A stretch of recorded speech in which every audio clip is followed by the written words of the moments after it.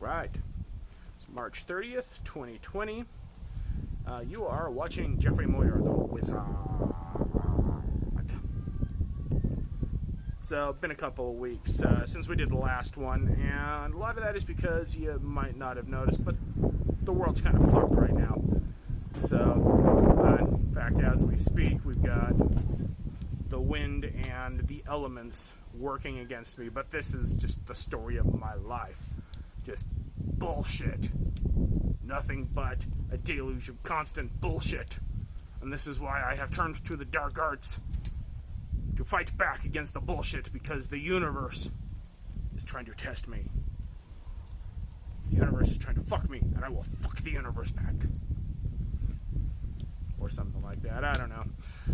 So, really, I mean, we got a lot of people dealing with a lot of bullshit, haven't had a whole lot of questions coming in, so only real one major question that's come in the in between all of this shit, and that comes from Ian, who's Leo, and he asks, what are the differences between Wicca and traditional witchcraft? Now, I've been racking my brain as to how to answer this question, because honestly, if you go anywhere on YouTube, you're going to find 1,090,000,000 different videos describing the differences between Wicca and traditional witchcraft, and if there is a difference between Wicca and traditional witchcraft. And it's very subjective. There's not a clear answer, because you're either going to be in the school of saying Gerald Gardner, the man who is thought to have invented Wicca, that this was a man who either gathered up all of these old dead secrets and compiled them together into this right-hand path practice that's called Wicca, or you're going to be on the camp of he was just making shit up.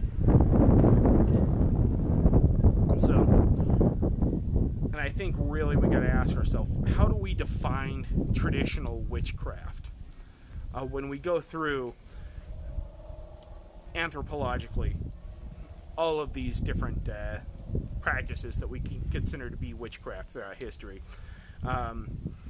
going back before recorded history, typically most societies would have been matriarchal in nature, and we would have found that the matriarchs of every different tribe, typically these were they had positions to where they adjudicated, they helped to make laws, they and I think a lot of this goes into the roles of hunter-gatherer societies, to where they had a very oral tradition of natural medicines and plants that they could use for their medicinal properties. These were things that were passed down typically from mother through daughter for ages upon ages upon ages, until we come into the age of the Abrahamic religions, really, is I think where we saw the major shift. And the interesting thing about when we study things like the Malleus Maleficarum, this was the Spanish Inquisition, this was their textbook basically for how to interrogate and torture witches. It's so up in the air as to how a witch was defined. When we take a look at Joan of Arc, it's like when she was put to death at the stake by the English and the powers that be there, the one charge that they got to stick was that of witchcraft. And what was it that they used to prove that she was practicing witchcraft? She wore men's clothing. So really, when you go back into what is a traditional witch, I think you're going to find any time that a woman did anything that a dude didn't like once the Abrahamic religions came along, she's a witch! Burn her! So, but as we get into these more modern veins of witchcraft, some of the things that we're going to see here is, well, like Wicca in particular, and Gerald Gardner.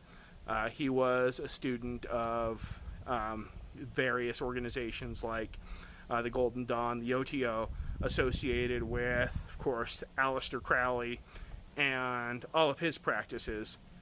And his line of thinking was, you're going to find some similarities, particularly that within Thelema. They have pretty much any like OTO or a Thelemic organization, they'll have their quote that they usually start every meeting with, which is the "Do what thou wilt shall be the whole of the law. Love is the law, love under will." And then you see when you read through the Wiccan Read and how that lays out all the basics as far as the practice of Wicca and what they believe in. It closes with, "And harm ye none, do what thou will." So a lot of these practices within Wicca were very much inspired by Aleister Crowley and Thelema and the OTO and the Golden Dawn, but where Gerald Gardner decided he wanted to diverge paths was with this, this law of do what thou wilt. Now, when we go into practices like Thelema and whatnot, we'll find that a lot of how they describe that, it's very much about finding your own purpose, finding your own destiny, and then whatever you do, if it is in line with fulfilling your purpose and your destiny, then that is justified. So with that, you have delineations as far as what people consider to be right-hand path and what people consider to be left-hand path. So Gerald Gardner, he wanted to go in a direction that kind of specified that, laid that out a little bit more, whereas Wicca is very much right-hand path.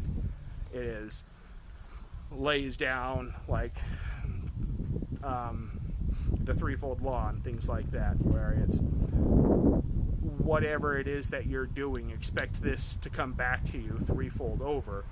So you really have to consider things that would be considered left-hand path, black magic, things that are egotistical in nature, or things that are trying to manipulate nature to your advantage.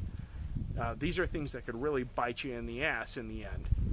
So within Wicca, we saw there was kind of a little bit more orthodoxy and I want to say a little bit more of a sense of righteousness about it.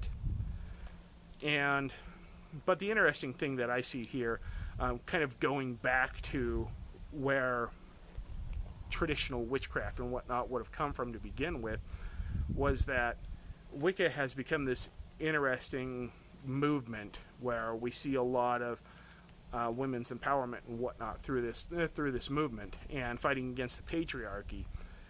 And yet, when I'm going through with my own knowledge as to where Wicca came from and who started this, I know Gerald Gardner was the man who started it, but I know that he had students, female students, who broke off from him and started their own practice in order to, well, because a lot of it still promoted very patriarchal ideas and putting men in positions of power, where when we go back to the way things originally were, it was mother, maiden, crone. It is this very matriarchal power that held all those magical secrets and passed on those various different medicinal practices and whatnot. So, and then we take a look at various different things that could be considered witchcraft to this day. And a lot of these, it's interesting to note that, well, even within Wicca, when we see the ties from Wicca to practices of the OTO and Thelema, and a lot of kind of Kabbalistic and Gnostic practices that they held on to, a lot of these are, well, what I'm seeing here, by and large, is that a lot of the people that would have gotten tied up in things like the Salem witch trials and the Spanish Inquisition and whatnot, the people that were being tortured and killed were not these, traditional, like, folk magic magicians and witches, the way that you would think. A lot of these, the vast majority of them, were just very unlucky Christians. And a lot of, like, the casting the circle, or the lesser banishing ritual of the pentagram, things like these. These have Gnostic, Kabbalistic, Abrahamic religious roots behind them. Say one of the differences that you'll find with various iterations of casting the circle is you'll find in some of the Gnostic circles and some of the Kabbalistic circles, when you're casting the circle, you're calling on a specific Abrahamic archangel for each corner in order to cast the circle. And more like Wiccan iterations and whatnot kind of do away with those specific archangels and go more for a generic earth spirit, water spirit, so on and so forth. So these are things that I find very interesting, that in a lot of Wicca and Luciferian magic and all of these different things, Selima, and any of these schools of thought as far as magic and the occult that are going to be readily available to most people nowadays, they're all going to have roots that tie back to Abrahamic religion still. So when you ask me, my opinion as to what the big difference between Wicca and all of these other schools and traditional witchcraft would be, it would be that separation of traditional witchcraft, as far as we know, is largely dead. We can only speculate on a lot of these animalistic, tribal witchcraft practices, things that existed before the Abrahamic religions. And one of the big problems that we have with a lot of these is that most cultures before Abrahamic religions became the norm, they didn't write shit down. Prime example of this would be anything within the Norse pagan pantheon. Everything that we know about Odin, Thor, and all of this in general, this comes from the prose and the poetic Eddas, which were written in the 1300s in Iceland. These were written a couple of hundred years after the Vikings all became Christian and were no longer worshiping any of these deities or following any of the Vedic or I think it was like I know that the female shaman was called Volva, and I forget what the term was for the male. But most of these, pretty much all of these practices are all dead. And this is, well, because of the supremacy of the Abrahamic religions and the patriarchy. So we might find in some cultures, Hindu, and there are some spheres in which there are ancient Chinese folk magics that are still practiced. And I think these are the only things that maybe still exist to this day that we could say still hold true to the practices that would have been in place before the Abrahamic religions came about. But by and large, a lot of what we know now does have that tie to the Abrahamic religions. And a lot of people will get really pissed off for me saying that, but a lot of what you see in Wicca and those practices are going to have their roots from Kabbalah and from what we know supposedly of Hermes Trismegistus and Gnostic practices and things like that. So I hope that answers your question, Ian. So then the other question that I had, of course, everybody's their mind right now where it's at is with COVID-19 and what's going to happen as far as we know that once this is all over with, the world is going to be radically transformed. So we had Summer, who's a Cancer, and she asks, what is this transformation going to look like? So just digging into my pocket here, pulling out a tarot card real quick to see what we're working with.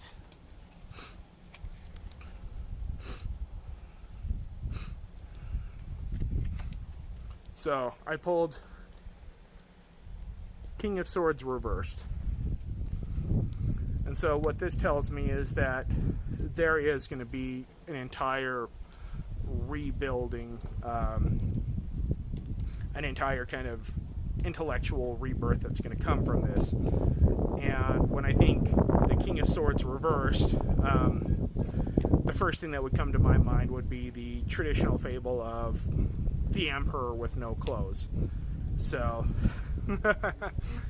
so I don't want to make any, because I tell people all the time, it's like I would be considered what they call clairsentient, not clairvoyant. So I make no claims to be able to see the future, but when we think who are the biggest figures that are the emperors with no clothes, these people who prop themselves up to be these genius authorities that have all the answers, it's like, once this is all over with, we are going to see a tremendous falling out, especially with these cult of personalities that have been formed around these various personalities. And it'll be interesting to see how things transform, because I think things are going to become a lot more radicalized in both directions. This is a cycle that's been going on for a while now, and I don't see a coming together after this. I see, sadly, people coming apart. You're going to have the people that are going to be looking for that next emperor with no clothes, and then you're going to have more people coming together looking for something new, some new path, some ideology that we can cling to in order to be able to move forward. And the people that are going to follow the emperor with no clothes, no matter what these people say, no matter what they do, no matter how blatantly in the wrong they are, their cultists will never find fault in anything that they do. So I'd say that card tells me prepare for people to become a hell of a lot more radicalized, and for there to be a huge shakeup coming politically once this is all over. But also expect a lot of disappointment, and for the masses to continue making epically stupid decisions against their own best interest.